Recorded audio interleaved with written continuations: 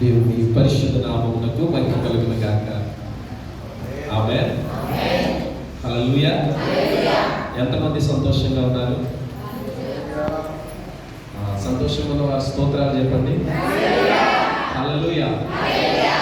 మీ pastor గారు అన్న time ఎంత అంటే మీ ఇష్టం అన్నారు. దేవుని సన్నిధిలో ఉండటం గొప్ప భాగ్యం.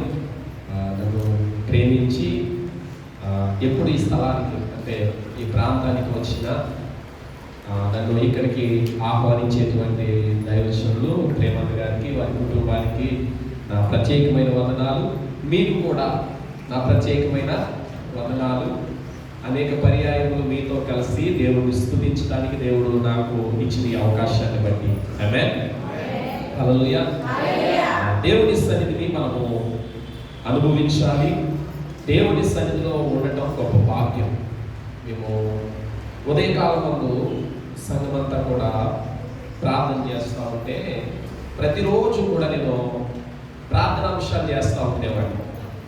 బలహీనుల కొరకు, ఎందుకంటే ప్రార్థన చేసేటప్పుడు సంఘమంతా కాన్ఫిడెన్స్ కాల్లో వాట్సాప్ గ్రూప్ ఒకటి ఉంటే 5 గంటల నుంచి 6 గంటల వరకు ప్రార్థన చేస్తూ ఉండేవాళ్ళు. ప్రతిరోజు చేసేటప్పుడు వారి బలహీనతలను బట్టి, ఇప్పుడు జరుగుతున్న యుద్ధాలను బట్టి, దేశాన్ని బట్టి, రాజకీయ నాయకులను, వీటన్నిటినీ సేవకులు, పరిచర్య, వీటన్నిటి కోసం ఆ సమయానికి ఏ సందర్భంలో అయితే దేవుడు మాకు జ్ఞాప్తిలోకి తీసుకొస్తాడో వాటన్నిటి కొరకు, పరీక్షలు రాసే పిల్లల కొరకు, వీటన్నిటినీ ప్రార్థన చేస్తూ ఉన్నాం. ఎందుకో తెలియదు, ఈరోజు ఉదయకాలం ముందు ప్రార్థన చేయడానికి లేచి ప్రార్థన చేస్తూ ఉన్నాం. ఒకే ఒక ప్రార్థనాంశం చేసిన తర్వాత దేవుడు నాతో మాట్లాడుతూ ఉన్నాడు. ఏంటంటే నేను ప్రార్థన చేపిస్తున్నాను, ఒకరికి ప్రార్థనాంశం ఇచ్చాను, ఒక సిస్టర్ ప్రార్థన చేస్తూ ఉంటే దేవుడు మాట్లాడుతూ ఉన్నాడు. ఎప్పుడు మీ ప్రార్థన అవసరతలే, మీ అవసరతలే తెలియపరుస్తున్నారు. కానీ మనం ఎప్పుడు గమనించాం, ఎప్పుడు ప్రార్థన ప్రారంభించినా ప్రభువా నాకు అది కావాలి, ఇది కావాలి, లేదా నా భర్త వెళ్ళే పనుల విషయంలో మార్గాలు తెరవబడాలి, మాకు లాభం చేకూరాలి, మా పిల్లలు మంచి విద్యను అభ్యసించాలి, వారు ప్రయోజకులు కావాలి, మా తల్లిదండ్రులు బాగుపడాలి, లేకపోతే ఏది అది కొనుక్కోవాలి, ఇది తప్పేమీ కాదు, చేయొద్దని అట్లా ఎప్పుడు ఇదే చేస్తూ ఉన్నావు కదా. ఇవన్నీ నీకు ఇస్తున్న నన్ను నువ్వు గణపరుస్తున్నావా, లేదా నాకు కృతజ్ఞత చెప్తున్నావా అనే మాట నాకు జ్ఞాపకం వస్తే ఇంచుమించుగా 40 నిమిషాలు ఆ విషయాలన్నింటినీ తలంచి సంగమా ఈరోజు ప్రభు దినం, ఈరోజు ప్రభు దినం. ప్రతిరోజు మనం ఇది కావాలి అది కావాలని అడుగుతూ ఉన్నాము. కానీ గమనించండి, ఆయుష్ ఇచ్చాడు, ఆరోగ్యం ఇచ్చాడు, బలం ఇచ్చాడు, లేమిలో నుండి దేవుడు సంపన్న స్థితిలోనికి తీసుకొచ్చాడు. ఒకానొక సమయం అందు సరైన ఆహారము లేదు. నేను చెప్పే అబద్ధాల నిజాలా? ఈ ముందున్న పిల్లలకు తెలియకపోవచ్చు, ఈ ముందున్నటువంటి ఈ గుంపుకు తెలియకపోవచ్చు, కానీ 90s వారికి అయితే ఖచ్చితంగా తెలుసు మనం తినే ఆహారం ఏంటో, ఎలాంటి ఆహారం తిని మనం వచ్చామో. ఇప్పుడు మాకంటే పెద్ద నీళ్ళు ఉన్నారు కదా, వీళ్ళు ఇంకా కఠినమైన పరిస్థితిని ఎదుర్కొన్నారు. మనం తినే ఆహారం ఏంటో, ఆహారంలో మార్పు వచ్చిందా లేదా, బట్టల్లో మార్పు వచ్చిందా లేదా, నివాసంలో మార్పు వచ్చిందా లేదా, వాహనాల్లో మార్పు వచ్చిందా లేదా. పూర్వం 2 కిలోమీటర్లు మార్కెట్కి వెళ్ళాలన్నా నడిచాలి మరి వారు సంచించి. ఇప్పుడు ఇక్కడి నుంచి అక్కడికి వెళ్ళడానికి ఆ బండి కూడా ఇప్పుడు డెవలప్ అయింది. ఏ బండి ఉంటే పని అవ్వట్లా, ఏంటి బుల్లెట్. అవునా కదా, కొనుక్కోవడం తప్పట్లేదు. నేను గమనించాలి, అంటే దేవుడు మనల్ని ఎంతగా దీవించాడు.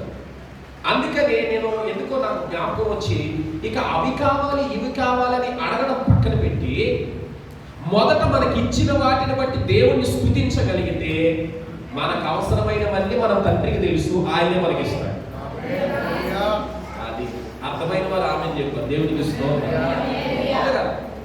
ఇక నుంచి మనకు అది కావాలి ప్రభువా, ఇది కావాలి ప్రభువా అని అడగవలసిన అవసరత, ఆయన ఇచ్చినది జ్ఞాపకం చేసుకొని థ్యాంక్స్ ప్రభు అని చెప్పమనుకో, ఆయన ఎంత మంచోడంటే నువ్వు పొందుకున్న మేలును బట్టి థ్యాంక్స్ చెప్పమనుకో, నీకు ఇంకొక మేలు చేయాలని ఆశపడతాడు. కొన్నిసార్లు మనం అంటారు, ఎన్నోసార్లు ప్రార్థన చేస్తున్నామండి, మా జీవితంలో పొందుకోలేకపోతున్నామండి అంటున్నారు. కారణం ఏంటి తెలుసా? పొందుకున్న వాటికి థ్యాంక్స్ చెప్పట్లేదు. అందుకే రెండోది నీకు దొరకట్లేదు. అదే పొందుకున్న దాని విషయమై పదే పదే థ్యాంక్స్ చెప్పు. నా బిడ్డ కృతజ్ఞత కలిగిన వాడు, నా బిడ్డ కృతజ్ఞత కలిగిన వాడు. మరొకటి నేనేమైనా చెయ్యాలి. ఎక్కడే ఎందుకు ఆగిపోవాలి? అతని ఆశీర్వాదం 30% ఎందుకు ఉండాలి? అది 60% వెళ్ళాలి. 60 నుంచి 60లోనే ఆగిపోకూడదు, అది 100%గా అలా వెళ్ళాలి. అంటే మనం కృతజ్ఞత కలిగిన వారముగా ఈసారి ప్రార్థన చేసేటప్పుడు మార్చి చేయండి. మీకు అవసరమైనవి అడగవద్దు అని నేను చెప్పడం లేదు, కానీ అడగండి. అవసరమైనవి ఖచ్చితంగా అడగండి. అన్నిటికంటే ప్రాముఖ్యంగా ఇది వరకు మీరు పొందుకున్న వాటిని బట్టి కృతజ్ఞత చెప్పండి. మీరు అడగక మునిపే మీ పరలోకపు తండ్రికి అన్నీ తెలుసంట. తన పిల్లలకు అవసరమైనప్పుడు తగిన సమయమందు ఆయనే వాటిని తన పిల్లలకు సమకూర్చి ఇస్తాడట. ఆమేన్, ఆమేన్.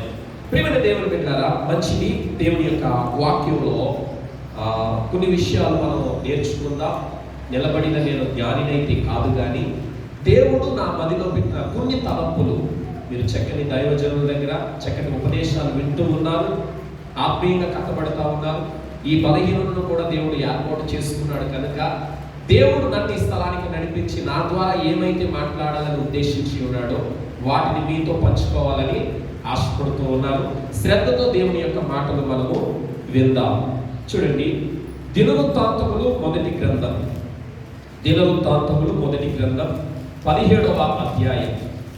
దినవృత్తాంతములు మొదటి గ్రంథం 17వ అధ్యాయం 7, 8 వచనములు మనం చదువుకుందాం.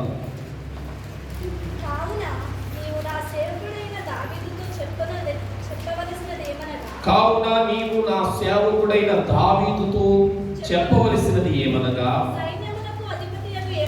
సైన్యములకు అధిపతియగు యెహోవా ఈ ప్రకారము సెలవిచ్చుచున్నాడు, నీవు నా జనులైన ఇశ్రాయేలీయుల మీద అధిపతివై ఉండునట్లు గొర్రెలను వెంబడించి తిరుగుచున్న నిన్ను గొర్రెల యొక్క దొడ్డిలో నుండి తీసుకొని నీవు వెళ్ళిన చోటనెల్లా నీకు తోడుగా ఉండి నిన్ను ద్వేషించు వారిని నీ ముందర నిలువనీయక నిర్మూలన చేసితిని. లోకములోని గనులకు కలిగి ఉన్న పేరు వంటి పేరు నీకు కలుగజేసెదను. ఆమేన్. దేవుడు దావీదుకి ఇస్తున్నటువంటి అద్భుతమైనటువంటి వాగ్దానం. ఆయన ఇస్తున్నటువంటి వాగ్దానాన్ని మనం గమనిస్తే చివరిగా రాయబడుతున్నటువంటి మాట, లోకములో గనులకు కలిగి ఉన్న పేరు వంటి పేరు నీకు కలుగజేసెదను. ఈ పగటి పూట దేవుడు మనతో కూడా మాట్లాడుతున్నాడు. లోకములో గనులకు కలిగిన పేరు నేను నీకు కూడా, అంటే నేను నిన్ను ఘనపరచబోతున్నాను, నేను నిన్ను హెచ్చించబోతూ ఉన్నాను, నేను నీ స్థితిగతులు మార్చబోతున్నానని దేవాది దేవుడు మనతో మాట్లాడుతూ ఉన్నాడు. మనం గమనించినట్లయితే ప్రియమైనటువంటి దేవుని బిడ్డలారా, దావీదు యొక్క జీవితము మనకు చాలా సుపరిచితం. దావీదు యొక్క జీవితం చాలా సుపరిచితం. ఒక మాటలో చెప్పాలంటే, సండే స్కూల్ పిల్లలుగా ఉన్న వారి జీవితాలు ఆరంభించినట్లయితే ఖచ్చితంగా సండే స్కూల్ జీవితంలో ఆ హీరో ఎవరైనా కనబడతారా అంటే ఫస్ట్గా కనబడేది ఎవరంటే దావీదే. ఆ తరువాత శాంసన్, ఆ తరువాత ఎవరైనా. కానీ ఎక్కువ మీరు గమనించండి, సండే స్కూల్ పిల్లలు నిలవబెట్టి ఒకవేళ శాంసన్ స్టోరీ అడిగిన బహుశా వారు చెప్పలేకపోవచ్చు. ఒకవేళ దానియేలు చరిత్ర కోసం మాట్లాడిన వారు చెప్పలేకపోవచ్చు, లేదా సొలొమోను కోసం అడిగినా చెప్పలేకపోవచ్చు. కానీ నిద్దట్లో లేపైనా వారిని తట్టైనా దావీదు కోసం అడిగితే ఖచ్చితంగా వాళ్ళు చెప్తారు. ఎందుకని మనం చిన్ననాటి నుండి దావీదును ఎక్కువగా ధ్యానిస్తూ ఉంటాం. ఇంకో గొప్ప విషయం ఏంటో తెలుసా, ధ్యానించాలి కూడా. ఎందుకంటే బైబిల్ గ్రంథంలో దావీదు చాలా ప్రత్యేకమైన వాడు. ఆమేన్, హల్లెలూయా. ప్రియమైన దేవుని బిడ్డలారా, మనం గమనించగలుగుతూ ఉన్నాం, దావీదు గురించి దేవుడు అంటున్నాడు, లోకములో గనులకు ఉన్నటువంటి పేరు ఎవరికట? గనులకు ఉన్నటువంటి పేరు నేను నీకు కలుగ చేస్తాను. దావీదు స్థితి ఏంటి అని మనం ఆలోచన చేస్తే, దావీదు యొక్క స్థితిగతులు, పరిస్థితులు ఏంటని మనం ఆలోచన చేస్తే మనకు బాగా తెలిసింది ఏంటంటే, అతడు ఒక గొర్రెల కాపరి అని, యెషయా కుమారులలో 8వ కుమారుడని మనకు కనిపిస్తా ఉంది. అయితే ఈ పగటి పూట మూడు క్రొత్త విషయాలు మీకు నేర్పించాలని నేను ఆశపడుతూ ఉన్నాను. ప్రియమైనటువంటి దేవుని బిడ్డలారా, అసలు దావీదు ఎవరు అని మిమ్మల్ని అడిగితే మీరు అంటారు, తక్కువ అంటారు, గొర్రెల కాపరి అంటారు. అవును కదా? దావీదు ఎవరు అంటే యెషయా అంటే నేనంటాను. ఎందుకో తెలియదు, ఈ వాక్యాలు ధ్యానిస్తూ ఉండగా, నేను చదువుతూ ఉండగా నాకు ఈ మధ్య కాలంలో దేవుడు బయలుపరిచిన సంగతి. ఎందుకంటే నా సేవా జీవితంలో ఇప్పటి వరకు దావీదు కోసం ఈ టాపిక్ అయితే నేను ఇప్పటి వరకు ప్రసంగం చేయలేదు. కానీ ఎందుకో ఈ మధ్య కాలంలో దాన్ని ధ్యానిస్తూ ఉంటే దేవుడు నా మదిలో పెట్టిన కొన్ని ఆలోచనలు. మొదట దావీదు ఎవరు అంటే గుర్తింపు లేనోడు. ఆమేన్. ఎవరు దావీదు? యెషయా కుమారుడా, గొర్రెల కాపరా అన్నది కాదు. నాకు తట్టినటువంటి ఆలోచన ఏంటంటే, మొదట దావీదు ఎవరు అంటే ఏమాత్రము గుర్తింపు లేనివాడు. బైబిల్ గ్రంథంలో ఆ మాట మీకు చూపిస్తాను, చూడండి. చూడగలుగుతున్నాం. సమూయేలు గ్రంథం, సమూయేలు మొదటి గ్రంథం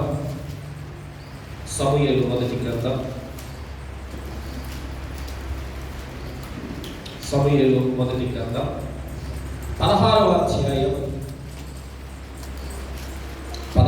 అధ్యాయం 10-11 వచనాలు ఒకసారి మనం చదువుకుందాం. యెషయి తన 7 కుమారులను సమూయేలు ఎదుటకు పిలువగా అనే మాట కొంచెం అండర్లైన్ చేసుకోండి. పిలువగా యెషయి తన 7 కుమారులను పిలిచాడు అనే మాట కొంచెం అండర్లైన్ చేసుకోండి. ఓకే, తర్వాత యెహోవా వీరెవ్వరిని కోరుకొనలేదు, నీ కుమారులందరూ ఇక్కడ ఉన్నారా అని యెషయాని అడగగా, అతడు ఇంకా ఒకడున్నాడు, అయితే వాడు గొర్రెలు కాస్తూ ఉన్నాడు. జాగ్రత్తగా వినండి. నేను ఎందుకు ఈ మాట చెప్తున్నానంటే, దైవజనుడు యెషయా ఇంటికి ఎందుకు వచ్చాడు అని మనం ఆలోచన చేస్తే, దానికి ముందు ఒక స్టోరీ ఉంది. ఇశ్రాయేలు మొదటి రాజు ఎవరు? సౌలు. దేవుడు అతన్ని ఎన్నుకున్నాడు, ఏరి కోరి అతనిని రాజుగా అభిషేకించాడు. ఇశ్రాయేలు యొక్క సర్వ సమాజమును కూడా ఆ రాజు చేతిలో పెట్టాడు.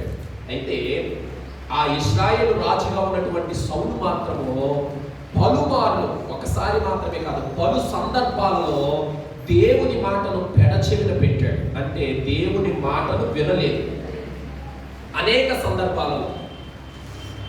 అయితే దేవుని మాటను నిర్లక్ష్యం పెట్టిన హేతువును బట్టి అతనిని రాజుగా నిర్ణయించినందుకు సృష్టికర్త అయిన దేవుడే పడ్డాడు అని మనం అంతకు ముందున్న లేఖనాల్లో చూస్తూ ఉన్నాం. అభిషేకించిన సేవకుడు కూడా మనోవేదనతో ఉన్నాడట. ఎందుకో తెలుసా? ఇతన్ని రాజుగా చేసినందుకు, సౌలును రాజుగా చేసినందుకు నాకు ప్రతికూలముగా ఉంది, నాకు చాలా బాధ కలిగిస్తా ఉంది. నా చిత్తాన్ని అనుసరించి, నా ఉద్దేశాలు నెరవేర్చి, నా ఆజ్ఞ ప్రకారంగా నడుస్తాడని నేను అనుకున్నాను. కానీ పలు సందర్భాలలో అతడు నా మాటను మీరి ప్రవర్తించాడు, లేదా నా మాటకు అవిధేయత చూపించాడు. అతన్ని రాజుగా చేసినందుకు నేను దుఃఖపడుతున్నానని దేవుడు చెప్తే, అభిషేకించిన సేవకుడు కూడా చాలా వేదన పడుతూ ఉన్నాడట. వేదన పడుతూ ఏడుస్తూ ఉన్నాడట. 1 రోజు 2 రోజులు కాదు, సేవకుడు ఏడుస్తూనే ఉన్నాడట, సేవకుడు బాధపడుతూనే ఉన్నాడట. అప్పుడు ఆ సేవకునితో దేవుడు మాట్లాడుతూ ఉన్నాడు. చదవండి, అక్కడ మనం చూడగలుగుతూ ఉన్నాం. 15వ అధ్యాయం 35వ వచనం చదువుతుంది. 15:35. సౌలు బ్రతికిన దినములన్నిటిలో సమూయేలు అతనిని దర్శింపక వెళ్ళలేదు. కానీ సౌలును గూర్చి పాస్టర్ ఏం చేస్తాడంట? ఆ ముందు వచనంలో దేవుడు ఏడుస్తున్నాడు, దేవుడు బాధపడ్డాడు. ఈ సేవకునికి ఏం కలుగుతుంది? అయ్యో, ఒక అవిధేయుడి చేతిలో రాజ్యభారం ఉన్నది. దేవుడి చిత్తాన్ని గౌరవించలేని వారి చేతిలోనికి రాజ్యం ఉన్నదని చెప్పి ఏం చేస్తున్నాడంట? ఏడుస్తా ఉన్నాడు. నేను చెప్పాను, అందుకే కదా వాక్యాన్ని కూడా చూపిస్తాను. కిందకి చదవండి.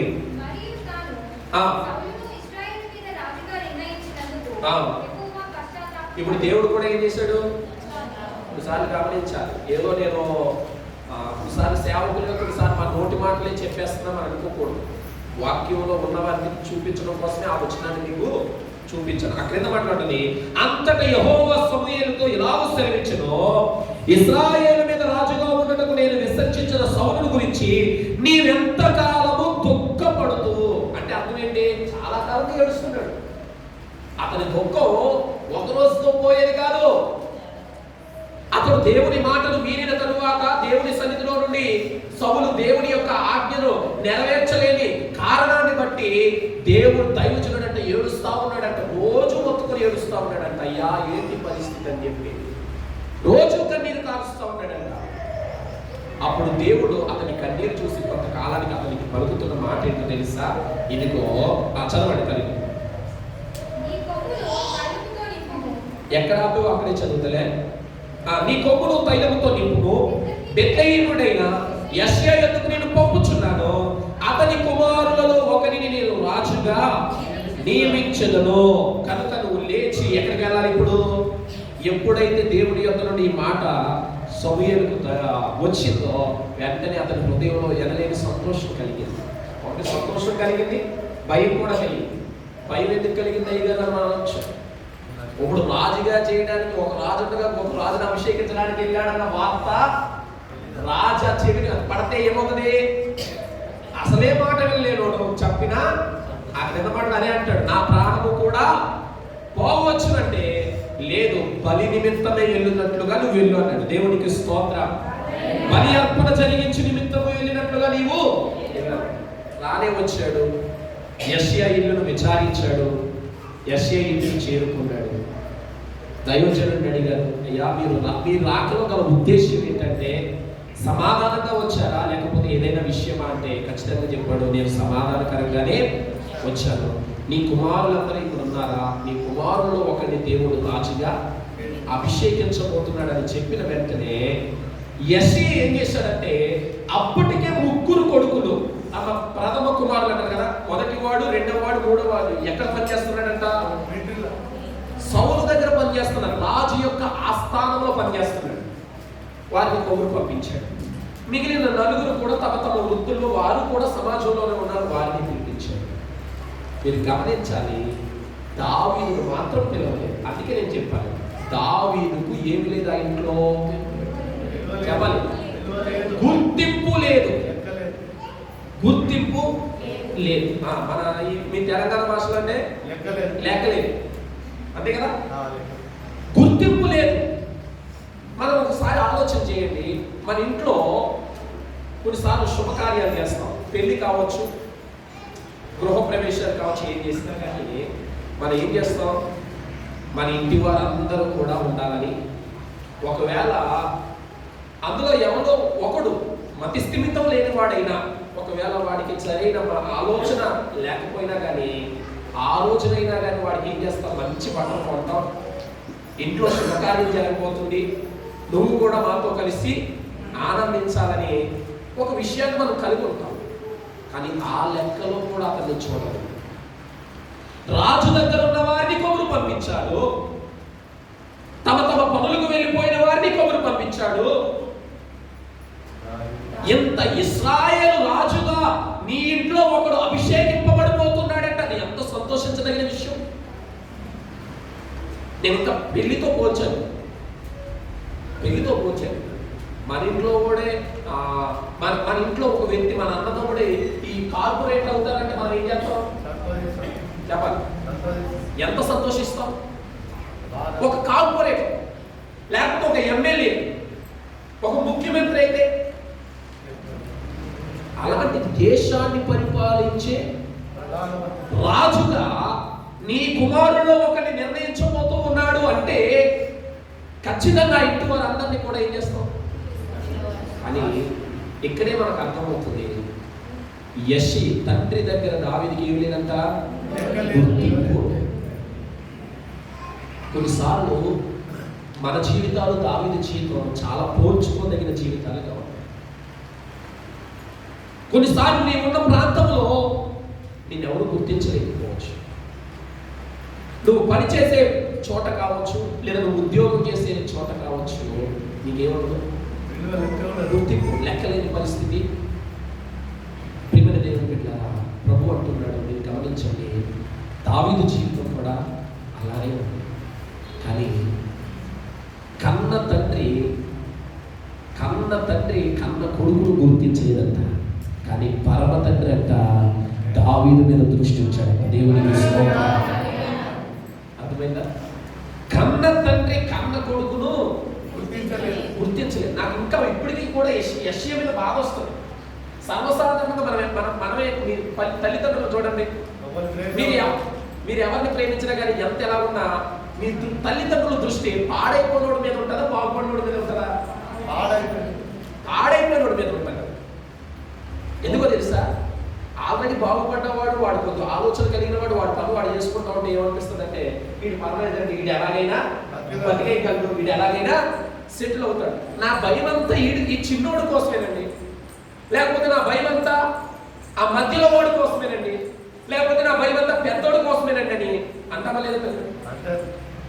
ఎన్ని ఉన్న ఆస్తి ఐశ్వర్యాల్లో ఎన్ని కలిపి అన్ని మనం సమకూర్చి పెట్టినా కానీ ఈ తల్లిదండ్రులు కట్టె కాలే వరకు కూడా ఆ తల్లిదండ్రుల యొక్క ఆలోచన ఏంటో తెలుసా? వాని మీదే. నాకు ఎందుకో ఇప్పటికి కూడా ఆశ్చర్యం అనిపిస్తుంది. ఆ లెక్కలో కూడా యెషీ దావీదును ఎంత గొప్ప ఘనత తెచ్చే విషయం. ఇశ్రాయేలు దేశం మీద నీ ఇంట్లో ఒకవేళ దావీదు కాదండి, పోనీ యెషీ అనుకోవచ్చు, వీడు పనికి రాడండి, ఈడెందుకు పనికి వస్తాడు, గొర్రెలు కాసుకునేవాడు, వీడికి ఏది అవ్వలేదు, ఎంత అవ్వకపోయినా అన్న గొప్పోడు అవుతున్నాడంటే, అన్న ఏ అన్నఅనేది పక్కన పెట్టాడు. 7 అన్నలో ఎవరో ఒకరు కోరుకుంటుండొచ్చు దేవుడు బహుశా. యెషయా దృష్టితో పోలిస్తే పెద్దోడి నుంచి 7వ లోపల ఎవడో ఒకడు ఈ స్థానంలో ఉంటాడు. అన్నప్పుడైనా అన్న గొప్పోడు అవబోతున్నాడు, నువ్వు కూడా మాతో సంతోషించరా అని చెప్పి ఇంటి వాళ్ళు కూడా అందరినీ పిలిచిన రీతిగానే ఎవరిని పిలవాలి? 7గురిని తీసుకొచ్చాడండి. దావీదును మాత్రం విడిచిపెట్టాడు. ఎందుకో తెలుసా? కన్న తండ్రి దావీదును ఏం చేయలేదంట, దేవునికి స్తోత్ర గుర్తించలేదు. గుర్తించకపోగా మీరు గమనించినట్లయితే ప్రియమైన దేవుని, ఆ ఇంట్లో దావీదుకి ఏమాత్రము కన్న తండ్రి గుర్తించలేదు, కానీ పరమ తండ్రి దావీదును. నీ ఇంటి వారు నిన్ను గుర్తించలేదా? నువ్వు పనిచేసే ఆఫీసులో కావచ్చు, నువ్వు పనిచేసే ఆ స్థలంలో కావచ్చు, ఆ యజమానులు నిన్ను గుర్తించలేదా? బాధపడమాకు, నిన్ను గుర్తించేవాడు కూడా ఉన్నాడు. నీ పని నువ్వు నమ్మకంగా చేయగలిగితే, నీ ఇంట్లో నువ్వు నమ్మకంగా ఉండగలిగితే, నీ ఆఫీసులో నువ్వు నమ్మకంగా ఉండగలిగితే, నీ ఉద్యోగంలో నువ్వు నమ్మకంగా ఉండగలిగితే, నీ వ్యాపారంలో నువ్వు నమ్మకంగా ఉండగలిగితే, నీ సంఘంలో నువ్వు నమ్మకంగా ఉండగలిగితే, నా దేవుడు ఒక రోజున నీ నమ్మకత్వాన్ని బట్టి మనుషులు ఎవ్వరూ నిన్ను గుర్తించకపోయినా అక్కడ నీ కొమ్ము పైకెత్తుతాడు. దేవుడికి ఆ తర్వాత యెషయాని అనుకొని సంబరపడిపోయి మొదటివాడు, రెండవవాడు, 7వవాడు వస్తా ఉంటే పైనుంచి దేవుని సెలవు, ఇతన్ని నేను కోరుకోలేదంటే 1, 2, 3 7వ నెంబర్ కూడా అయిపోయింది. యెషయాలో భయం మొదలైంది. ఇంట్లో దైవజనుల్లో కూడా భయం. వెంటనే అడుగుతున్నాడు, నీ కుమారులందరూ ఇక్కడ ఉన్నారా అంటే, ఇంకా ఉంటున్నాడండి వాడు. ఎందుకులేండి మీకు వాడు వచ్చిన టైం వేస్ట్, మీరు వెళ్ళిపోండి అన్నట్టు మాట్లాడుతున్నాడు. వాడు ఉపయోగకరమైన వాడు. ఒక మాటలో చెప్పాలంటే వాడు పనికిరాడండి. వాడు పనికిరాని వాడండి. ఆడు ఏ పనికి పనికిరాడని చెప్పే ఆ గొర్రెల దగ్గర పెట్టారు వాడిని.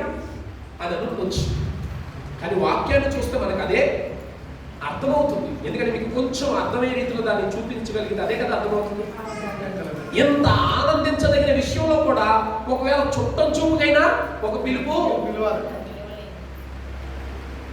అంటే ఎంత గుర్తింపు లేని వాడికి మనకు కనబడుతుంది. అయితే ఆ తర్వాత వచ్చిన మనం చదువుతున్నాం కదా, నీ కుమారులందరూ ఇక్కడ ఉన్నారని దైవజనుడు యెషయాను అడగగా, ఆ చదువుతల్లి 11వ వచనం, ఇంకను కడసారి వాడున్నాడు, అయితే వాడు గొర్రెలు కాయిచున్నాడని చెప్పెను. అందుకు దైవజనుడు, నీవు వారిని పిలువనంపించుము, అతడు ఇక్కడికి వచ్చు వరకు. ఆమె దేవునికి స్తోత్రం. కన్న తండ్రి దావీదును గుర్తించలేదు, పరమ తండ్రి దావీదు యొక్క రాక కొరకు ఎదురు చూస్తున్నాడు. దేవునికి స్తోత్రం. హల్లెలూయా. గమనించండి. అయ్యా నాకంటే నువ్వు అనుకోవచ్చు, నాకు ఎక్కడ గుర్తింపు లేదండి, నా ఇంట్లో విలువ లేదండి, నేను పనిచేసే చోట విలువ లేదండి, నేను నివసిస్తున్న చోట విలువ లేదండి అని నువ్వు అనుకోవచ్చు. ఇదిగో మనుషులు ఎవరు నిన్ను గుర్తించకపోవచ్చు బిడ్డ, మనుషులు ఎవరు నిన్ను గుర్తించకపోవచ్చు, మనుషులు ఎవరు నీకు విలువనివ్వకపోవచ్చు. ఇదిగో నీ పనిలో నువ్వు నమ్మకంగా నడవగలిగితే, ఇదిగో నిన్ను చూస్తున్న దేవుడు ఆయన ఒకరోజు నిన్ను గుర్తించని వారు సిగ్గుపడుతున్నట్టు, నిన్ను గుర్తించని వారు సిగ్గుపడుతున్నట్లు వారి కన్నుల ఎదుట నీ కొమ్ము పైకి వ్యక్తమవుతున్నాడు. ఆమేన్. హల్లెలూయా. అందుకే ఎవరి పడి మీరు కలవరపడతారు. మేము అనుకున్నది సాధించలేకపోతున్నాం, మా పరిస్థితి అంతా కూడా కొంచెం ఓటం అవుతుంది, చదువుతూ ఉన్నాం, మేము చదివిన దానికి మాకు సరైన గుర్తింపు రావటం లేదు, సరైన ఉద్యోగం రాలేదని నిరాశ చెందమాకు. నువ్వు దేవుని మీద నమ్మకవచ్చు. ఎవరి మీద? తల్లిదండ్రులు కూడా కొన్నిసార్లు అనొచ్చు మిమ్మల్ని, అరే నీ మీద మాకు నమ్మకం లేదురా, నువ్వు బాగుపడతావని అంటారు లేదా? అంటారు కొంతమంది తల్లిదండ్రులు అనేవారు కూడా, మరి నువ్వు బాగుపడతావనే నమ్మకం కూడా మాకు. నేనంట ఆ మాట అన్నప్పుడు మీలో ఏం కలుగుతుంది? నిరాశ, దుఃఖము, వేదన, బాధ. అయితే అది నువ్వు కలగడానికి వీలు. నేను ఒక మాట చెప్తున్నాను, నువ్వు నమ్మకం కలిగిన విశ్వాసం అయితే ఊరు, సమాజం, నీ ఇంటి వారు, నీ పొరుగు వారు, నీ బంధువులు నువ్వేమి సాధించలేవని నిన్ను విలువ లేని వాడిగా చూస్తే అప్పుడు గ్రహించు, వీరందరూ విలువ కట్టలేదు కాబట్టి ఆల్రెడీ ఒక ఆయన నా విలువలు అది అప్పుడు ఆరంభమైందని గ్రహించు. దేవునికి స్తోత్రం. అందుకే నువ్వు నిరాశపడమాక. నువ్వేం చేయకూడదు? తండ్రి రిజెక్ట్ చేశాడు. ఎవరు రిజెక్ట్ చేశారు? పరమ తండ్రి అంటే అతని రాకకు ఎదురు చూస్తున్నాడు. ఆమేన్. హల్లెలూయా. గమనించగలుగుతూ ఉన్నాను నా ప్రియమైనటువంటి దేవుని బిడ్డలారా, ఈ దావీదు ఎవరు అంటే, ఈ దావీదు ఎవరో గుర్తింపు లేదు. రెండవ మాట చూపిస్తాను, రెండవ మాట కూడా మనం నేర్చుకుంటాం. రెండవదిగా మనం గమనించినట్లయితే, రెండవదిగా అతడు తృణీకరింపబడిన వాడు. ఎవరు? దావీదు ఎవరు? తృణీకరింపబడిన వాడు. ఇది గమనించగలుగుతున్నాం. చూడండి 17వ అధ్యాయం సమూయేలు మొదటి గ్రంథం 17వ అధ్యాయం 27వ వచనం నుంచి ఒకసారి చదువుకుందాం. జనులు వారిని చంపిన వానికి 28వ వచనం చదువుతండి. అతడు వారితో మాట్లాడినది దావీదు అన్నయ్యైన పెద్ద అన్నయ్యైన ఎలియాబు వినబడగా, ఎలియాబు దావీదు మీద కోపము వచ్చి అతనితో, నీవు ఎక్కడికి ఎందుకు వచ్చితివి? అరణ్యములో ఉన్న చిన్న గొర్రెల మంద ఎవరి వస్తువులు పెట్టావు? నీ హృదయము గర్వముతో నిండుకొని ఉన్నది. యుద్ధము చూచుటకే కదా నీవు వచ్చితివి అని చెప్పి అన్నంట ఎవరి మీద కోపం ఎంచుకుంటాడంట? మీరు ఇక్కడ ఒక విషయాన్ని గమనించాలి. మీరు అనొచ్చు, ఆయన కోపంలో న్యాయం ఉంది కదండి, మంద వదిలేసి వచ్చాడు కదా, మంద వదిలేసి వచ్చాడు కాబట్టి కోపపడలో న్యాయం ఉంది కదా అనుకోవచ్చు. వాస్తవంగా ఎలియాబుకున్నది మంద వదిలేసి వచ్చాడన్న కోపం కాదు. ఎంత ఆచారభావులు, ఎంత ఇది పరాక్రమశాలు, రాజుగారి దగ్గర పని చేస్తున్నావు, మమ్మల్ని అందరినీ తృణీకరించి గొర్రెల దగ్గర కూర్చొని విద్య లేనివాడు, చదువు లేనివాడు, జ్ఞానం లేనివాడు, తెలివి లేనివాడు, ఈ మొత్తాన్ని మా కళ్ళ ముందే దైవజనుడు ఏం చేశాడు? ఆ కడుపు మంట. నిజంగా మంచి మనస్సాక్షి కలిగిన వాడైతే ఎందుకు సంతోషించాలి? ఎందుకంటున్నానంటే వీళ్ళందరూ తృణీకరింపబడింది వాస్తవం. తమ్ముడిని దేవుడు దైవజనుడు చెప్పాడు, ఇదిగో మీ తమ్ముడే రాబోయే కాలంలో ఇశ్రాయేలు రాజుగా ఏ రోజైనా అవబోతున్నాడని తెలిసేసినప్పుడు దేవుని నిర్ణయం, దేవుని యొక్క సంకల్పం సంపూర్ణం అయిందని నిర్ణయించబడినప్పుడైనా ఇప్పుడు తమ్ముడు ఆ రాజ్యాన్ని లేదా తమ్ముడు ఫీల్డ్ లోకి రావడానికి ఏం చేయాలి? ప్రోత్సహించాలి. దాన్ని ఎంకరేజ్మెంట్ అంటారు కదా, కొన్ని ఇంగ్లీష్ పదాలు రావు అందుకే చెప్తున్నాను. ప్రోత్సహించాలి, అంతే కదా తల్లి. కానీ ఏం చేస్తున్నారు? నిరాశ తృణీకరిస్తున్నారు. ఏమంటారు తెలుసా? ఆ మందను విడిచిపెట్టి నువ్వు ఇక్కడికి ఎందుకు వచ్చావో నాకు తెలుసు. ఆ పొద్దు దైవజనుడు నిన్ను అభిషేకించాడు కదా రాజుగా, అందుకే యుద్ధాలు చూడడానికి రాజ్యపు పరిస్థితులు తెలుసుకోవడానికి నువ్వు ఇక్కడికి వచ్చావు. నీ మనసు నిండా ఏముంది? ఇంతకీ గర్వం ఉన్నదేమో, కుళ్ళు ఉన్నదేమో. మళ్ళీ ఈ నింద ఎవరి మీద నెట్టేస్తున్నాడు? లేదన్నా నేను దానికోసం రాలేదు, మీకు ఆహారం పట్టుకెళ్ళమని తండ్రి పంపించాడని. లేదు, నీ హృదయము, నీ మనస్సు, నీ ఆలోచన మాకు తెలుసు. ఎందుకు ఈ మాట చెప్తున్నానంటే అభిషేకం పొందక మునుపు వరకు వేరేగా చూస్తే ఏదో అనుకోవచ్చు, పొందిన తర్వాత కూడా ఎవరు తృణీకరిస్తున్నారట? కన్న తండ్రి ఏమో గుర్తించలేదు, తోడబుట్టిన అన్నదమ్ములేమో తృణీకరించలేదు. ఇది దావీదు జీవితం. అతను కొలేదు కాపరా యెషయా కొడుకు తర్వాత నా ప్రియ దేవుని బిడ్డలారా, తోడబుట్టిన వారు ఏం చేస్తున్నారు? అతన్ని ఇంకో మాట చెప్పాలంటే ఇతన్ని రాజుగా అభిషేకించిన నాటి నుండి కూడా మరి ఎక్కువ అసూయపడి అనే మాట కూడా మనం అర్థం చేసుకోవాలి. యాకోబు అంట యోసేపును ప్రేమించి అతనికి అంగీ పుట్టించాడంట. మిగిలిన 10 మందికి ఏం పుట్టిందంట? అసూయ పుట్టిందంట. నేను ఎవరి మీద? యోసేపు. ఓన్లీ చిన్నోడు,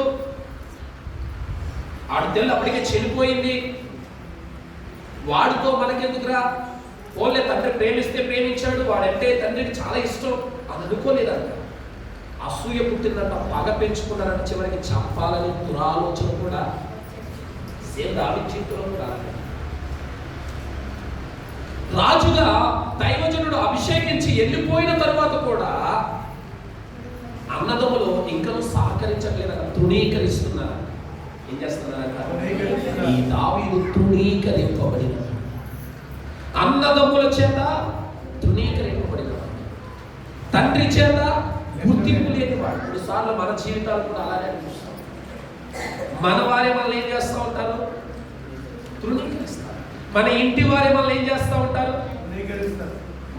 మనం అభివృద్ధి చెందటం వారలేక, మనం ఆశీర్వదింపబడటం ఇష్టం లేక చాలా మంది చాలా దురాలోచనలు చేసేవారు కూడా.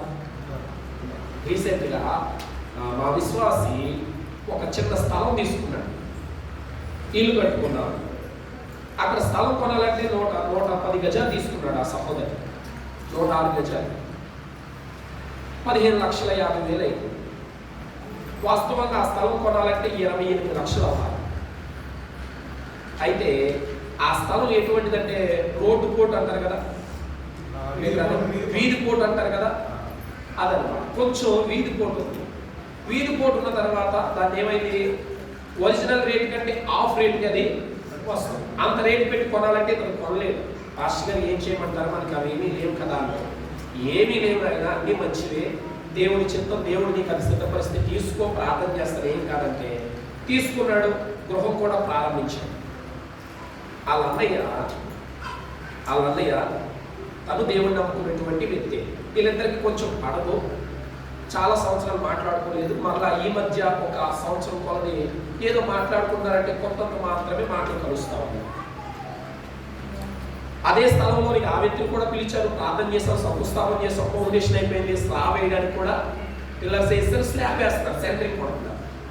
అప్పుడు వాళ్ళ అమ్మగారిని తీసుకెళ్తా అంటున్నాడంట, అమ్మ చిన్నోడు ఎందుకో కంగారు పడ్డాడే, చిన్నోడు ఎందుకో తొందరపడ్డాడు, వాడు వీధిపోటు ఉన్నటువంటి స్థలాన్ని వాడు ఏం తీసుకున్నాడు, వీధిపోటు ఉన్న స్థలాన్ని తీసుకున్నాడు. అది మంచిది కాదు కదా, ఆ డబ్బులు పెడితే ఇంకా మంచిది ఏదైనా దొరుకుతుంది కదా అని వాళ్ళ అమ్మ మనసులోనికి ఒక భావాన్ని వ్యక్తపరి చేసి తర్వాత అంటాడంట, సర్లే మనం దేవుడి పిల్లల కదా,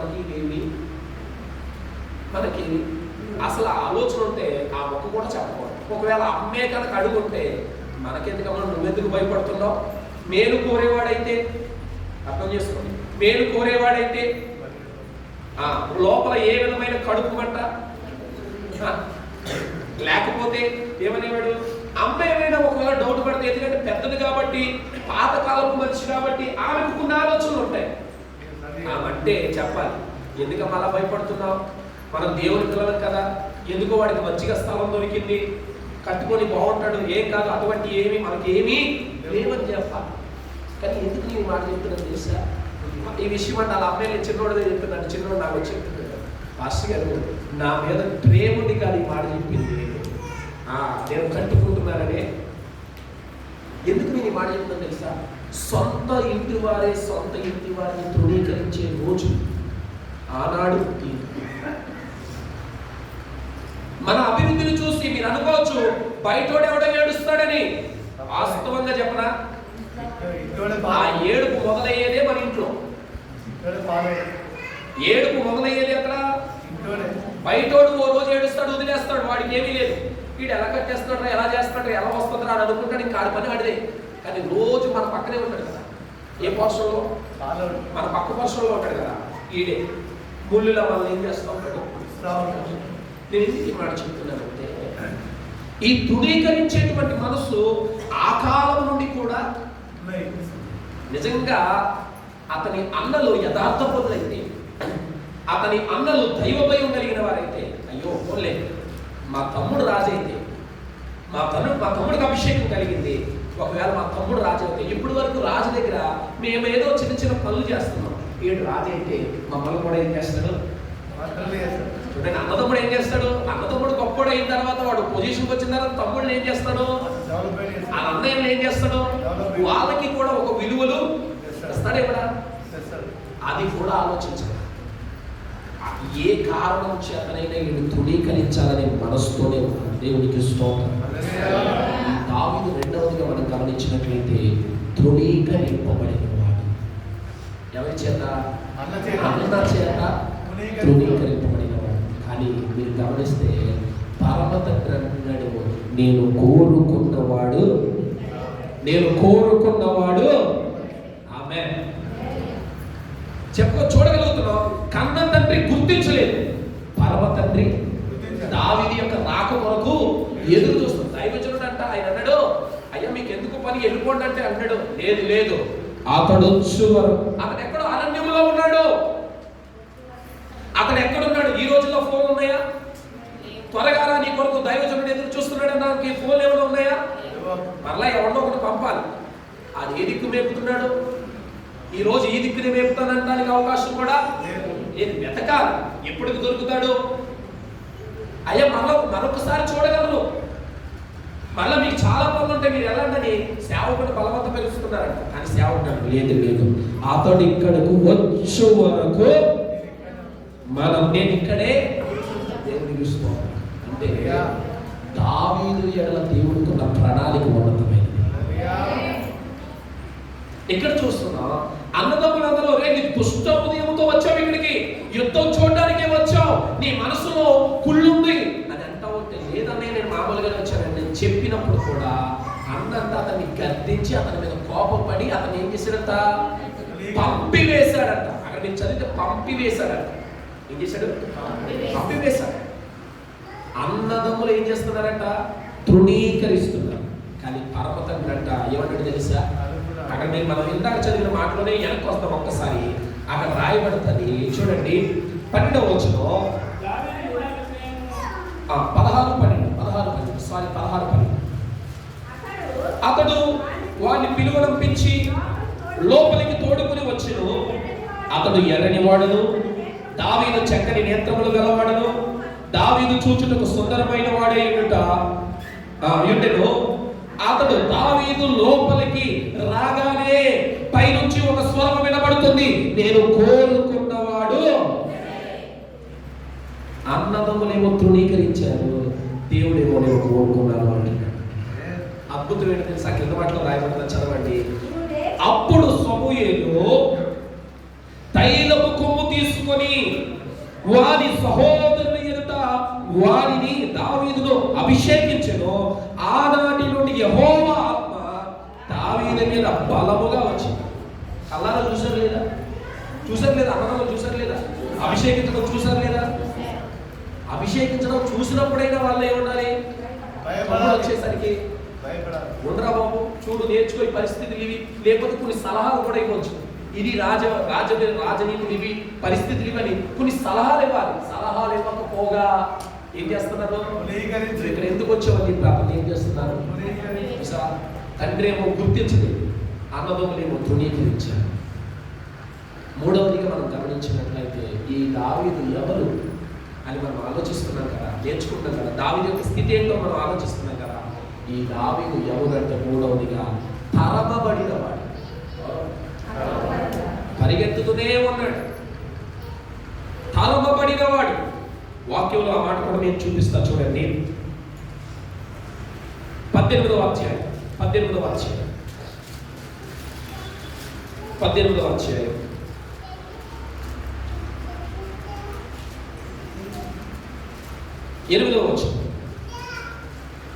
7వ వచనం చదువుతాం. ఆ స్త్రీలు గాన ప్రతిగానములు చేయించు వాయించుచు సౌలుకు 1000 కొలదియు దావీదుకు 10,000 కొలదియు శత్రువులను హతము చేసిననివి. ఆ మాటలు సౌలునకు ఇంపుగా ఉండనందు వలన అతడు బహుకోపము తెచ్చుకొని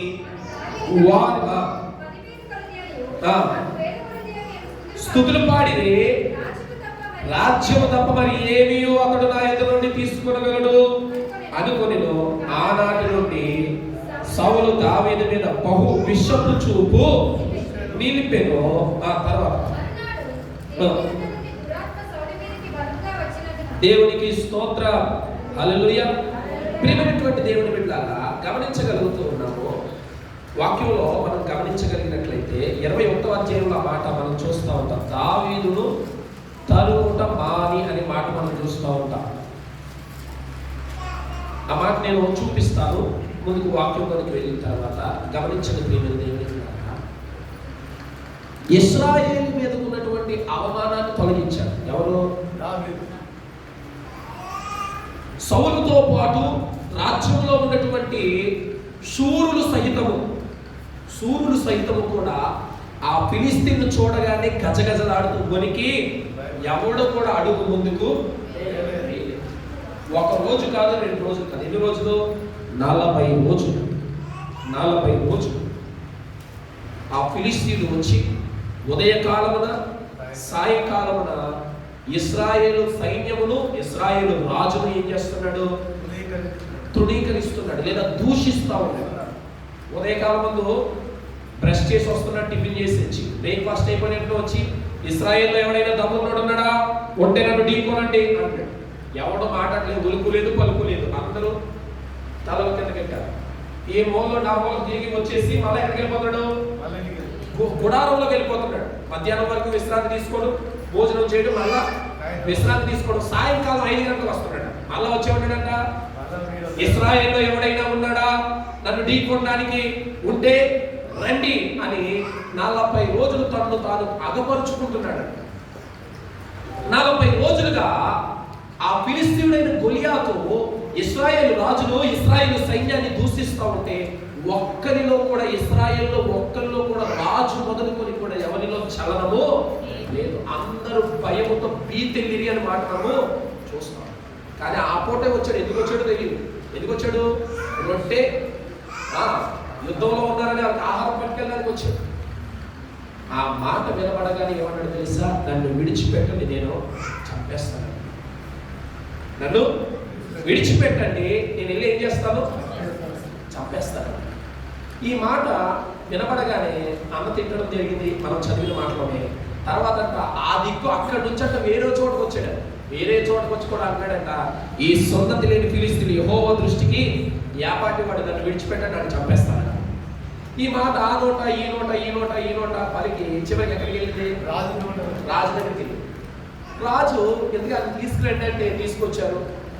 తీసుకొచ్చిన తర్వాత మనిషిని చూడగానే, ఇదేంట్రా బాబు, ఎవడో ఒకడు వచ్చి నిలబడుతున్నాడంటే కొంచెం బలమైన వాడే ఉంటాడేమో అనుకున్నాడు. ఈడు ఎలాంటి వాడు వచ్చాడు? ఒక కుర్రోడ్లా వచ్చాడు. ఈడిని చూస్తా ఉంటే వాడు ఎప్పుడు కూడా రాజ్యంలో కనబడలేదు. మరి నీ ధైర్యం ఏంట్రా బాబు, నీ ధైర్యం ఏంటి, నీ బలం ఏంటి?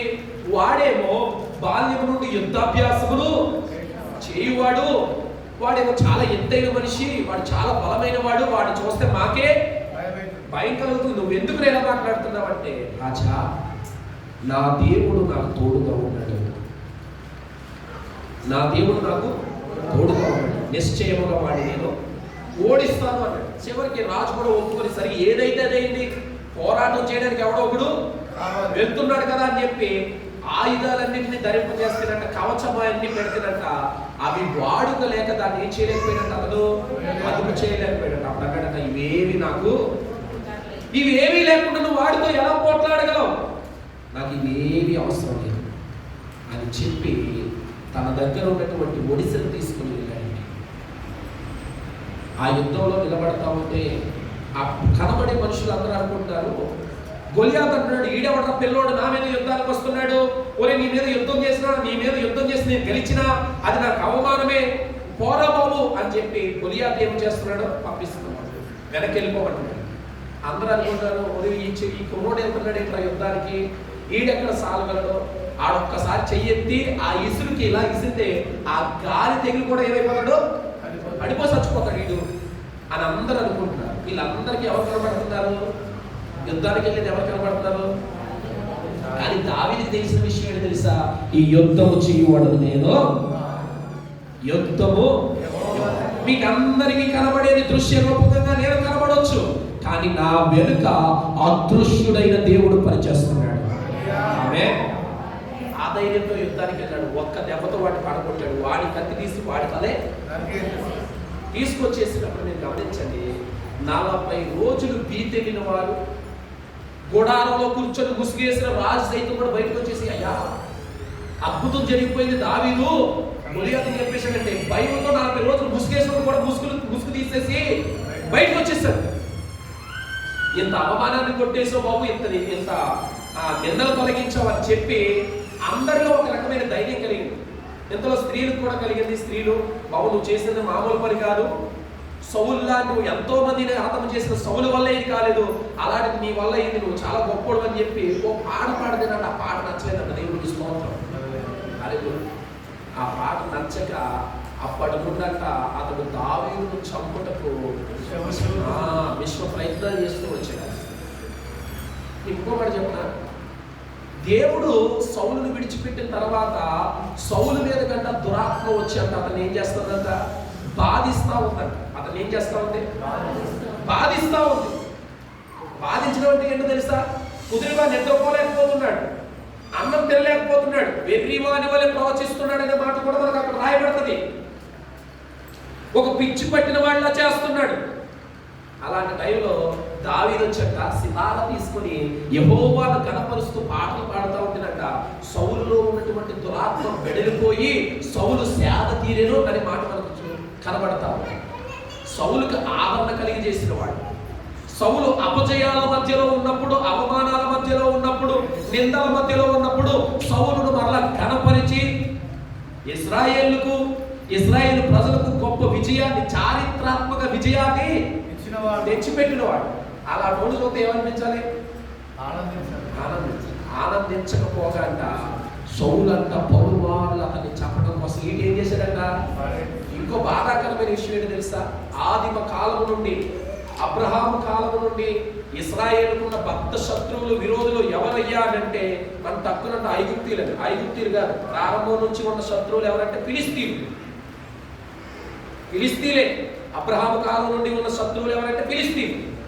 ఇంతకీ ఇప్పుడు ఇశ్రాయేలు రాజుగా ఎన్నుకున్నది కూడా సౌలును ఫిలిస్తీన్ల చేతిలో నుండి విడిపించడం కొరకే. విచిత్రం ఏంటి తెలుసా, ఇతడంట ఫిలిస్తీన్లతో యుద్ధానికి దిగి ఉన్న సంగతి తెలిసి కూడా ఫిలిస్తీన్లతో యుద్ధం చేయడానికి విడిచిపెట్టి దావీదును తరవడం ప్రారంభించాడు. ఇప్పుడు ఇంతకీ శత్రువేమో శత్రువేమో ఒరిజినల్ శత్రువేమో ఫిలిస్తీన్. ఎప్పుడైతే విషపు చూపు దయ్యపు ఆత్మ చేత నడిపింపబడుతున్నాడు, దేవుని చిత్తానికి వ్యతిరేకంగా ఉన్నాడు, అభిషేకింపబడిన వాడు అవమానాల్లో నుండి నిందల్లో నుండి ఘనతను తెచ్చినటువంటి ఆ దావీదుని తరమటం ప్రారంభించాడు. దేవునికి స్తోత్రం. తరుముతూ ఎన్నో పర్యాయములు తరుముతూనే వచ్చాడు. అతను తరిమిన ప్రతిసారి దేవుడు అంటే అతన్ని తప్పిస్తూనే ఉన్నాడు. తప్పించడం మాత్రమే కాదు, తరిమే వ్యక్తిని అతని చేతిలో పెట్టాడు. ఏ సౌలైతే దావీదును చంపాలని తరిమాడో చివరికి దావీదు చేతికి అతనే దొరికాడు. దొరికితే ఏం చేశాడు తెలుసా, ఈ రోజుతో ఈ దరిద్రం పోతుంది అనుకున్నాడా? ఒక్క ఏటి వేసేస్తే ఈ రోజుతో ఏమైపోతుంది, ఇక సౌలు తన తరిమైపోతుందో అని అనుకున్నాడా? అతని పై వస్త్రం అంట అంచు ఈ చివర ఆ వస్త్రపు చెవు కోసి కత్తిరించి పట్టుకొని వెళ్ళిపోయి గృహం వెలుపటికి వెళ్ళిపోయి పిలుస్తున్నాడంట, రాజా ఎందుకు నన్ను తరుముచున్నావు? తరుముచున్నావని అడిగితే దావీదే వచ్చాడనుకొని మళ్ళీ సిద్ధపడుతున్నాడు. ఏం తిందామని ఆయన తిందాం ఆయన పరిస్థితి అయిపోయింది. అప్పుడు అంటున్నాడు, ఇదిగో ఎందుకయ్యా నలిగిన చచ్చిన కుక్క లాంటి వాడు, నలిగిన రెల్లు లాంటి వాడు, నా మీద నీకెందుకు కోపం?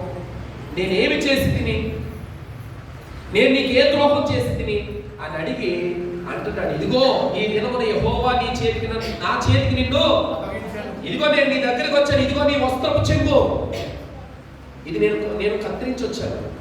ఒకవేళ నేనే కనుక నిన్ను చంపాలి అని అనుకుంటే వస్త్రాన్ని కత్తిరించిన వాడిని నీ తల కత్తిరించిన పెద్ద లెక్కేమి కాదు. కానీ యెహోవా అభిషేకించు వాని మీద చెయ్యి వేయటం న్యాయం కాదని నేను విడిచిపెట్టాను. అప్పటికి కూడా దావీదు ఎంత దైవ భయం కలిగిన వాడంటే ఆ వస్త్రం కోసినందుకు కూడా బాధపడ్డాడంట మనసులో.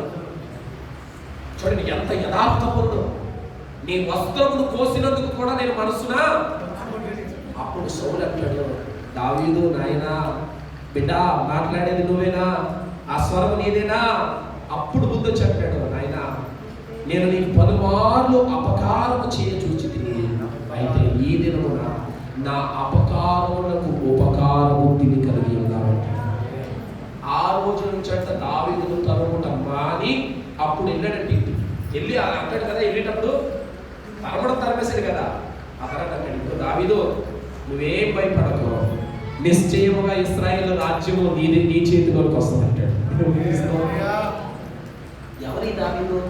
తరమబడిన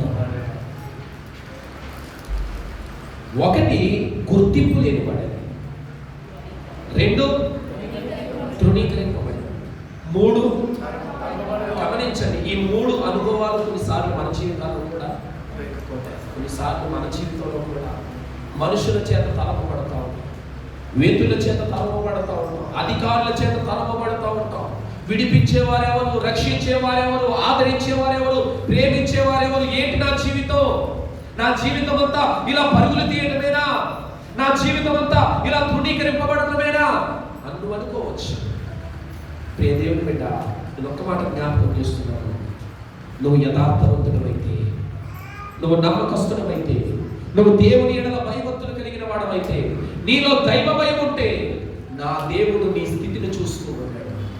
ఏ మనుషులు నిన్ను నిందిస్తున్నారు, ఏ మనుషులు నిన్ను తక్కువ చూస్తున్నారు? తండ్రి తక్కువ చేశాడు, అన్నదమ్ములు తృణీకరించారు. ఎవరి దగ్గర అభిషేకింపబడ్డాడు? ఏ మనుషులు, ఏ తండ్రి అయితే తక్కువ చేశాడో ఆ తండ్రి ఎదుటనే వీడు పనికిరాడంటేనే తండ్రి నిరాకరించాడు, గుర్తింపు లేనివాడిగా పక్కన పెట్టాడు. బయట పారవేసిన వాడిని తీసుకొచ్చి, ఇదిగో మీరు పనికిరాడు అనుకున్న ఆ దావీదు నాకు పనికొస్తాడు. ఏ అన్నదమ్ములైతే వీడు దేనికి ఉపయోగపడడు అనుకుని తృణీకరించారో ఆ అన్నదమ్ముల కళ్ళ ఎదుటనే ఏం చేశారట? ఏ రాజు అయితే దావీదును చంపాలని ఈట విసిరి చంపాలని, రాజు రాజ్యం అండి, పారిపోయేదెవరో దావీదును చంపిన అడిగే దిక్కు మొక్కు ఎవడో కూడా అలాంటి అసామాన్యుడిగా కనబడుతున్నాడు అప్పటికి. అలా తరమబడుతూ ఉన్నప్పటికీ కూడా ఆ తరమబడిన వాడి చేతిలో నుండి కూడా దేవుడు అనేక పర్యాయములు తప్పించాడు. ఏ రాజు అయితే తరుముతూ వచ్చాడు ఆ రాజు చివరికి అంటాడు, నాయన నిశ్చయముగా ఇశ్రాయేలు రాజ్యము మీద నువ్వు రాజువే. నువ్వు అనుకోవచ్చు నేను తక్కువ చేయబడుతున్నాను, నేనున్న చోట నాకు ఐడెంటిటీ లేదు, నాకు ఏ విధమైన గుర్తింపు లేదు, నేను తృణీకరింపబడుతున్నాను, నా స్థితి ఇంతే, నేను అక్కడికి ఇక్కడికి ఇక్కడి నుంచి అక్కడికి అక్కడి నుంచి ఇక్కడికి ఇలాగే పరుగులెడుతూ నా జీవితం అంతా ఇలాగే తరమబడుతూ భయాందోళన మధ్య బ్రతకాలని నువ్వు అనుకుంటున్నావేమో. ఇదిగో నువ్వు నమ్మకస్తుడు అయితే, నువ్వు యథార్థపరుడమైతే, నువ్వు దావీదు అనే దేవుని ఎడల భయభక్తులు కలిగిన వాడమైతే ఒక రోజు దేవుడు నిర్ణయిస్తాడు. ఆ రోజున నిన్ను ద్వేషించు వారి చేతిలో నుండి దేవుడు నిన్ను విడిపించి వారి కన్నుల ఎదుట నిన్ను గొప్ప చేయడం మొదలు పెడతాడు. ఆమేన్. మనం చదివిన లేఖన భాగంలో అదే చూస్తున్నాం. దినవృత్తాంతంలో మొదటి గ్రంథం, మరొకసారి ఆ మాట మనం జ్ఞాపకం తెచ్చుకుందాం. మొదటి గ్రంథము దినవృత్తాంతంలో మొదటి గ్రంథము 17వ అధ్యాయము 8వ వచనం చదువుతాను. లోకములో ఉన్నటువంటి నీవు వెళ్ళిన చోటనెల్లా నీకు తోడుగా ఉంది, నిన్ను ద్వేషించు వారిని నీ ముందు నిలవనీయక నిర్మూలము చేసి తిని, ఇదిగో లోకములో గొప్ప గొప్ప గనులకు ఉన్నటువంటి పేరు నీకు కలుగ చేసేదను. ఆమేన్. కలిగిందా లేదండి? కలిగిందా లేదా? ఎంత గొప్ప పేరంటే ఇశ్రాయేలు చక్రవర్తిగా ఉన్నాడు. ఇంకొక అద్భుతమైన విషయం చెప్పనా, ఆయన సృష్టికర్త అయిన దేవుడే నేను దావీదు సంతానం అని పిలిపించుకున్నాను. ఆయన ఏ సంతానంలో నుండి ఏ సంతానాన్ని ఎన్నుకున్నాడు? నువ్వు ఎవరి కుమారుడు అంటే ఒక గుడ్డివాడు అంటున్నాడు కదా, దావీదు కుమారుడా. ఎవరి పేరు? తన తండ్రి స్థానాన్ని సృష్టికర్త అయిన దేవుడు ఏ వంశాన్ని కనపరిచాడు? ఏ వంశంలో తన పేరు ఉండాలని ఆలోచన చేశాడు? ఎందుకంటే గొప్పగా ఇంకేం కావాలి? రాజు అవడం, రాజవి అధికారం చలాయించడం, ఇది దీనికోసం మాట్లాడటం. దానికంటే ఘనత కలిగింది ఆయన దావీదు వంశంలోనే వచ్చాడు. మీరు ప్రకటన గ్రంథం 22వ అధ్యాయం 16వ వచనంలో చదివితే అక్కడ రాయబడుతుంది, ఆయన దావీదు వేరు చిగురై ఉన్నాడని రాయబడుతుంది. ఏ చిగురంటే ఆయన దావీదులో నుండి వచ్చాడు. చూడండి ఎంత గొప్ప భాగ్యం. ఎవరి దావీదు అంటే ఎవరు చెప్పాలి? మొదటి విషయం, గుర్తింపు లేనివాడు, ఎన్నిక లేనివాడు. రెండవది, తృణీకరింపబడినవాడు. మూడవది, అలాంటి వాడి యొక్క జీవితంలో వారి స్థితిగతులన్నిటినీ మార్చేసి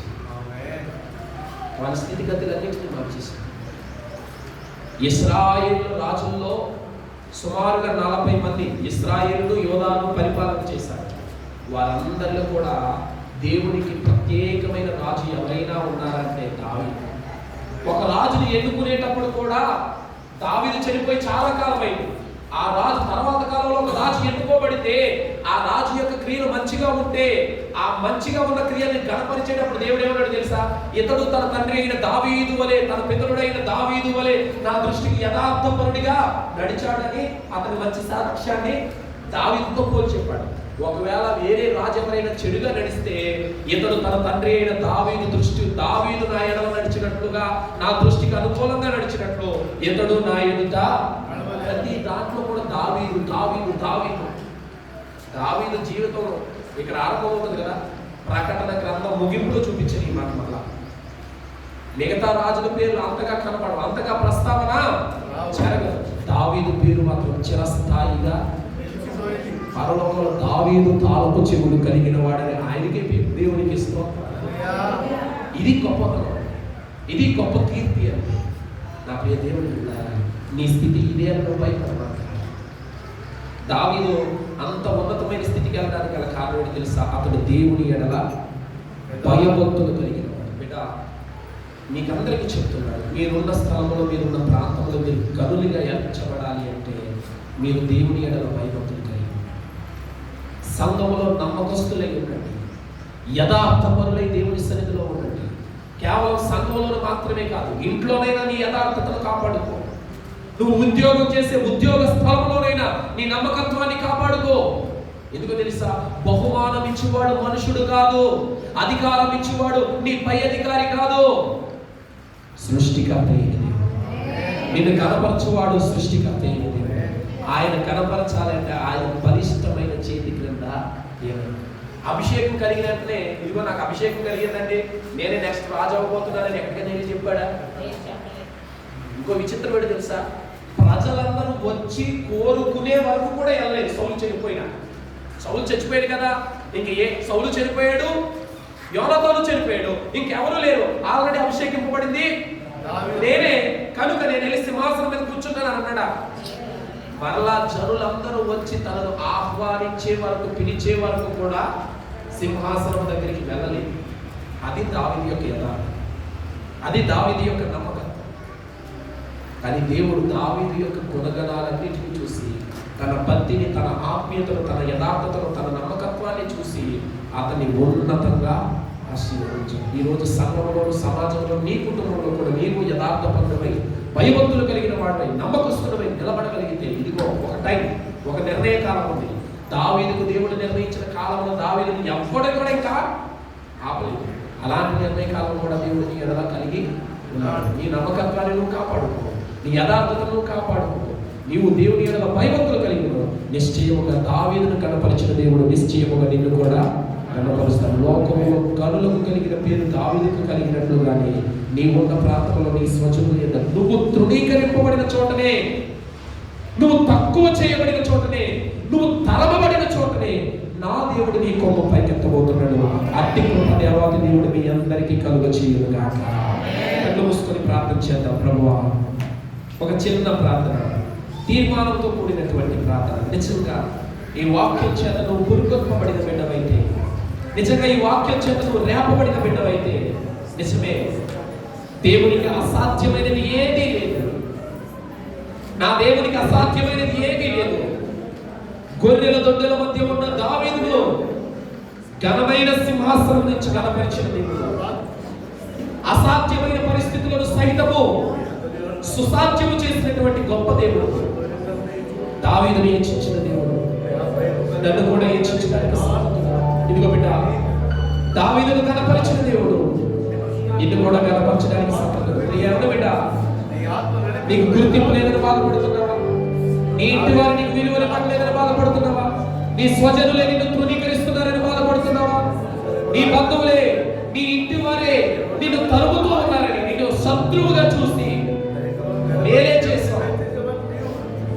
నీ కుటుంబానికి ఉపయోగపడే పని చేస్తావు. అయినా కానీ ఈర్ష్య చేత, కుళ్ళి చేత నిన్ను బంధించాలని, నిన్ను నాశనం చేయాలని, నిన్ను పడగొట్టాలని తరుముతున్నారా? తరమబడుతున్నావా? భయపడమాక. దావీదు జీవితంలో ఎన్నో అడ్డంకులు ఎదురైనా దావీదు ఎడల ఒక ఉన్నతమైన ప్రణాళికలు కలిగినటువంటి దేవుడు ఆ అడ్డంకులన్నిటినీ దాటించాడు. ఉన్నతమైన సింహాసనం అనుగ్రహించాడు. లోకములో గనులకు కలిగిన గొప్ప పేరు, గనులకు మించిన పేరు, గనులకు కలిగిన పేరు కాదు, గనులకు మించిన పేరు చరిత్రలో దావీదుకు ఉంది. ఆయన దావీదు సంతానముగా పిలువబడ్డాడు, దావీదు కుమారుడిగా పిలువబడ్డాడు, దావీదు చిగురుగా ఈ లోకానికి వచ్చాడు, దావీదు తాళపు చెవులు కలిగిన వాడిగా ఉన్నాడు పరలోకంలో. దావీదు సింహాసనము శాశ్వతమైన సింహాసనము ఆయన సర్వించాడు. ఇదిగో నా దేవుడు నిన్ను హెచ్చించబోతున్నాడు, నా దేవుడు నిన్ను కనపరచబోతున్నాడు, నా దేవుడు నిన్ను స్థిరపరచబోతున్నాడు. భయపడలేదు. అయితే నువ్వు నమ్మకస్తుడివై ఉండాలి, నువ్వు యథార్థపరుడవై ఉండాలి, నువ్వు దేవుని ఎడల భయభక్తులు కలిగిన వాడవై ఉండాలి. అన్ని విషయాల్లో దేవుని మీద ఆధారపడి బిడ్డగా ఉన్నావు. ప్రభువా, నేను నీ మీదే ఆధారపడ్డాను, నన్ను అభిషేకించండి, నువ్వు నన్ను హెచ్చించడానికి సమర్థుడు, నువ్వు నన్ను బలపరచడానికి సమర్థుడు. ఈ వాక్యం ద్వారా నాతోనే మాట్లాడి ఉన్నావు. ఎవరైతే ఈ వాక్యం ద్వారా హెచ్చరించబడ్డారు, ఎవరైతే ఈ వాక్యం ద్వారా పురికొల్పబడ్డారో, నిజంగా దేవుడి నీ హృదయాన్ని తాకినట్లయితే నీ కుడి చేయి ఆకాశం తట్టు చాచి ప్రార్థన చేయి. నీ విశ్వాసం బలపడేలా నీ కొరకు నేను ప్రార్థన చేస్తాను. నీ తీర్మానం చేసుకుని ప్రార్థన చేయి. ప్రభువా, నాది కూడా దావీదు వంటి జీవితమే, గుర్తింపు లేని జీవితమే. నాది దావీదు వంటి జీవితమే, తృణీకరింపబడిన జీవితం. నాది దావీదు వంటి జీవితమే, తరమబడిన జీవితం. అయితే దావీదును కనపరిచినట్లుగా, దావీదును హెచ్చించినట్లుగా, దావీదు స్థితిగతులు మార్చినట్లుగా నా స్థితిగతులు కూడా మార్చు ప్రభువా అంటూ నీవు తీర్మానం చేసుకుని నీ చేయి పైకెత్తి ప్రార్థన చేస్తే నీ విశ్వాసం బలపడేలా నీ కొరకు నేను ప్రార్థన చేస్తాను. సకల ఆశీర్వాదాలకు కారణమవుతున్నాను. పరిశుద్ధుడా, నమ్మదగిన తండ్రి, నిష్ప్రయోజనమైన నీ దాసుడు నేను చేయగలిగిందే చేశాను. నీవు నా నోట వచ్చిన ఈ మాటలు ఈ పగలు నీ పిల్లలకు వినిపించడం జరిగింది. దావీదును మా ముందు వచ్చి, దావీదు స్థితిని మా ముందు జ్ఞాపకములోకి తెచ్చి, అతన్ని నువ్వు ఎలా కనపరిచావో, లోకములో కనులకు కలిగినటువంటి పేరు, గొప్ప గొప్ప వారికి కలిగినటువంటి పేరు నువ్వు దావీదుకు కలుగజేశావు. దావీదు సంతానముగా పిలువబడ్డావు, దావీదు కుమారుడిగా పిలువబడ్డావు, దావీదు సింహాసనం మీద ఆసీనుడవై ఉన్నావు. ప్రభువానికి వందనాలు. ఈ పగటి పూట నీ బిడ్డలు కూడా నీ వాక్యం చేత తాకబడినటువంటి వారే, నీ వాక్యం చేత పురికొల్పబడిన వారై ఆయన వారి చేతులెత్తి ప్రార్థన చేస్తూ వారి తీర్మానం స్థిరపరచబడినట్లు నమ్మకస్తులే నిన్ను వెంబడించాలనుకుంటున్నారు. యథార్థ పనులై తమ ఇంట్లో, తమ ప్రాంతంలో, తమ సంఘములో పనిచేసే చోట ఉండాలని ఆశపడుతూ ఉన్నారు. భయభక్తులు కలిగి నీ సన్నిధిలో ఉండడానికి నిశ్చయించుకున్నారు. నిశ్చయముగా వారి తీర్మానమును మీరు సఫలపరిచి వారిని దావీదులోని మీరు హెచ్చించి ఒక ఘనమైన పాత్రలుగా, ఒక ఉన్నతమైన స్థితిలోనికి, ఏ మనుషులు వారిని తక్కువ చూస్తారో, ఏ మనుషులు వారిని తృణీకరించారో, ఏ మనుషులు వారిని తరుముతూ ఉన్నారో, వారి కన్నుల ఎదుటనే వీరు గొప్ప చేయబడుదురుగాక. నిశ్చయముగా ఆ వాగ్దానం అంతటిని మీరు స్వతంత్రించుకుంటారుగాక. అట్టి ఆత్మతో మీరు నింపండి నాయన. మీ దాసులు ప్రభువా నాయన ప్రేమను గారిని మీరు బలపరచండి. తన భార్య తనకి ఇచ్చినటువంటి బిడ్డలను మీరు బలపరచండి. ఇచ్చిన సంఘాలను, సంఘ బిడ్డలను అయా మీరు దీవించండి. నీ దాసుని మీరు కనపరుస్తున్న విధానాన్ని బట్టి వందనాలు. నీ దాసుని మీరు వాడుకుంటున్న విధానాన్ని బట్టి నీకు వందనాలు అయ్యా. ఇంకనూ నీ దాసుని ఇంకా ఘనమైన రీతిలో వాడుకోరండి. ఇంకనూ ఈ పరిచర్య అయా శాఖలుగా విభాగింపబడినట్లు సహాయం వహించండి. ఇంకనూ ప్రభువా నూతనాత్మల చేత ఈ సంఘము నింపబడును గాక. నీ దాసుని ద్వారా విడుదల కార్యములు జరుగును గాక. నీ దాసుని ద్వారా అద్భుత కార్యములు జరుగును గాక. నీ దాసుడు ఈ ప్రాంతానికి ఒక వెలుగుగా మార్చబడును గాక. అతి ఆత్మతో నింపండి, అతి అభిషేకంతో నింపండి. ఈ సంఘాన్ని, సేవకుడు, వారి కుటుంబాన్ని, వారి సంఘ బిడ్డలందరినీ మీరు దీవించి బలపరచమని యేసు ఉన్నతమైన నామమును బట్టి ప్రార్థిస్తున్నాం తండ్రి. ఆమేన్.